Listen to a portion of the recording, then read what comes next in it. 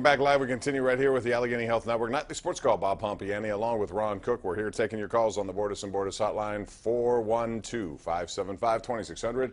So let's get right back to it and start with Mary Kay in Munhall. Hello, Mary Kay. How are you?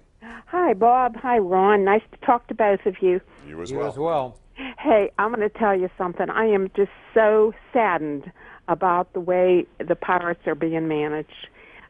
It really bothers me because I have been a fan all my life. When you say managed, you're talking about managed on the field or the management? I'm talking about the ownership. Okay. I am talking about Nuttig. He seems to just want to run them to the ground because he doesn't want to spend any money to get talent in there. And the guys we have are working their hearts out.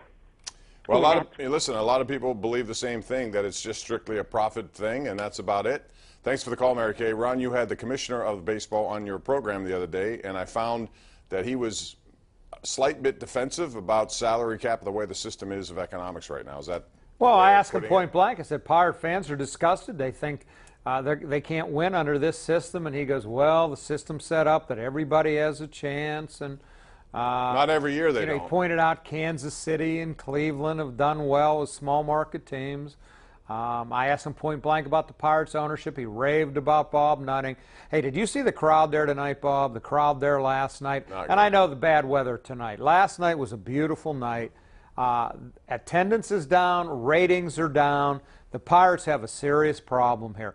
And just from doing our radio show every day, we've gone from anger to apathy. And the worst thing is when people stop caring. When they care and they're mad is better than when they don't even care. And it looks to me right now, and I mentioned that to Manfred. I said, "Did a lot of I don't sense that." Well, live in this town and tell me you don't sense that. No. The ratings say it is, and the attendance say it is. All right, let's down. Go. It's very much down. Let's go to Gary in Washington. Gary, how are you tonight? Hi, I'm very good, Bob. Thank you for taking my call, and Ron also. I feel that our last opportunity was like the eclipse yesterday. Very fleeting. We had the diamond ring 3 years ago, and now I think it's declining, and we're not going to be able to pull this team together again, especially after the ownership. I believe the ownership is the problem with this team. They don't want to spend money. They let us down, and I think that now the Pirates are on a waning kind of side of the moon, where we're not going to have the opportunity again. It's going to take a lot of years to bring up prospects and bring in the best guys we can to win a World Series. I don't think the ownership really has the entire idea of winning a World Series again. Since 1979, I give it to the Dodgers. Well, I think they want to, but I think they have to realize they want to. And I don't know what golden ring you're talking about. They did win 98 games, but they didn't get anything for that. They got beat in the wild card game. I don't describe that as a golden ring situation. Bob, it may be a long time before they're good again. I never thought they'd have those 3 years in my lifetime. I really didn't. A lot of things came together. I think Hurdle and Huntington did a really nice job. They had the right people in place. To win 98 games is not a fluke. I thought they could have won the World Series in 15. They ran into Jake Arrieta on a bad night, and they got beat. I don't know that we're going to see it again, but I didn't think we'd see those 3 years either. Well, listen, in this day and age of baseball, you cannot just rely on your system. That will give you some prospects, but you have to add to your prospects. Every team does, and it's choices you make.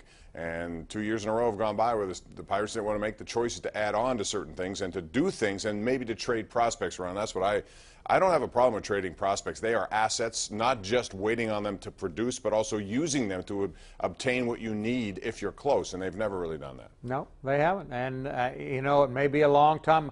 The McCutcheon window's about to close, and we'll see, you know, some of these young guys. I mean, I think Josh Bell's had a really nice year. Some of these young guys have a chance, these young pitchers. But it may be a while again. It really might. I don't know if it'll be 20 years before they have a winning team, but this is 2 years in a row now they're going to have losing teams. And I don't think the Cubs are going to be as bad next year as they've been this year, and that's not good for them. Well, they're already. I mean, they're winning again tonight. So what? Right. This will put the Pirates 8 games back. But, I mean, it's over for them. Let's go to Paul in Oakland. Paul, welcome to the Sports Call on Pittsburgh CW. Hey guys, how are you tonight? Good, thanks. All right, Cookie, this one's for you. I get a kick. You entertain me when you laugh about the NBA and everything. One quick question. The best players in the NBA make $40 million a year. The best players in hockey make $9 million a year. Who has a better unique skill set and are better athletes with that in mind? Well, first of all, the television contract on a network level is the reason for all of that. I mean, the NBA is much healthier than the NHL. Different, yes. And so that's where it starts right now. There's a salary cap in both sports, I guess, but hockey is much more but look at the numbers. Prohibitive, right? Because of the billions of dollars money that's coming in. Spent on the NBA on television rights. Billions. And the NHL isn't like that. Overall, they may tip into there, but when you distribute it with all the teams, it doesn't even come close. So that's apples and oranges in my view. Let's go to Randy in Beaver Falls. What's up, Randy? How you doing? Yeah, how you doing, Bob? What's up? Good. Hey, I think that the Pirates need to go to Rook's Bar down there in Ambridge and just have a few drinks and contemplate about just chill team. out. Maybe some of the fans do too. You know, if you get angered too much, I don't know. Oh yeah, and I'm ready for the Steelers, man. All right. You and a lot of other people. I'm ready for the Penguins. They're going to start in a couple of weeks. 43 you believe days that? till the first drop of the puck for the Oh, my God, it just game. seemed like they ended the other day. They did. Almost. And That's they 2 did. years in a row. You know, I remember last summer, like September, I was talking to Mike Mitchell in the Steelers cafeteria, and he goes, how do they do this? Their season just ended, and they're going back to camp. And now they're going to do it again.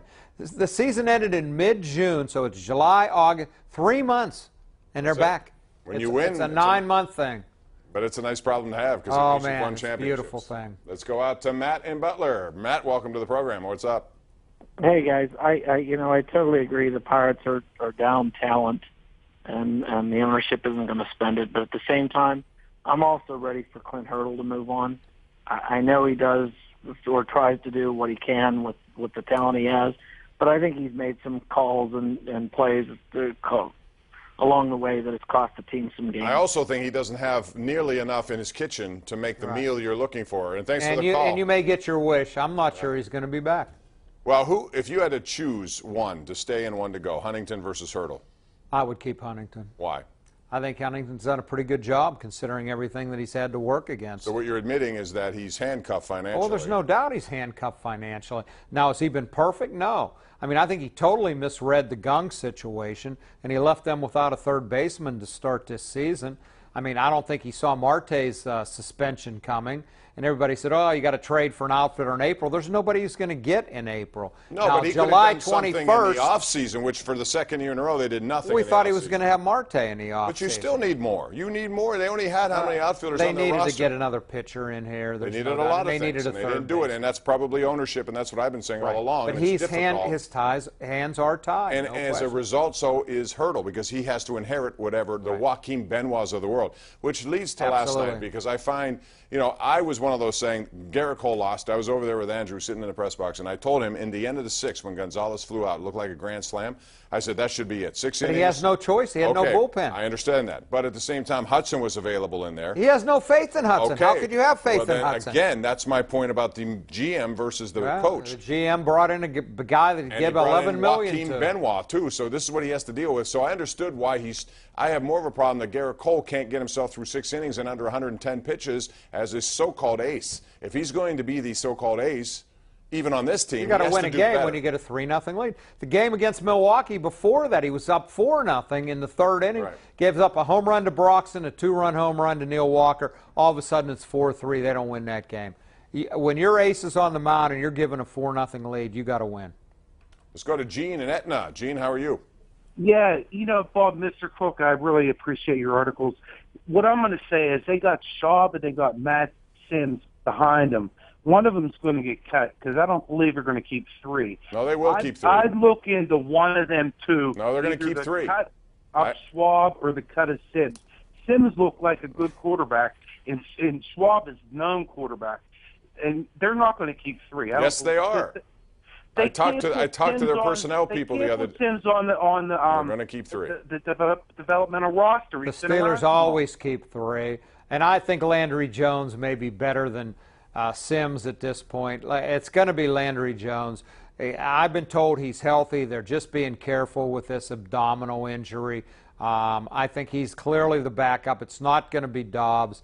It's going to be Landry Jones. And if you need Jones for a game or two, he's proven he can help you win for a game or two. If he has to be the quarterback the whole season, if heaven forbid Ben gets hurt, a major injury, they're not going to win. It's just that simple. It is that simple. And Landry Jones, I think, has the confidence of this team. He has an oblique right now, and what you've seen from Dobbs is a young kid who has a big learning curve. He cannot be the backup. He's not going to be the backup. We need to take a break. Back with more right after this on Pittsburgh CW.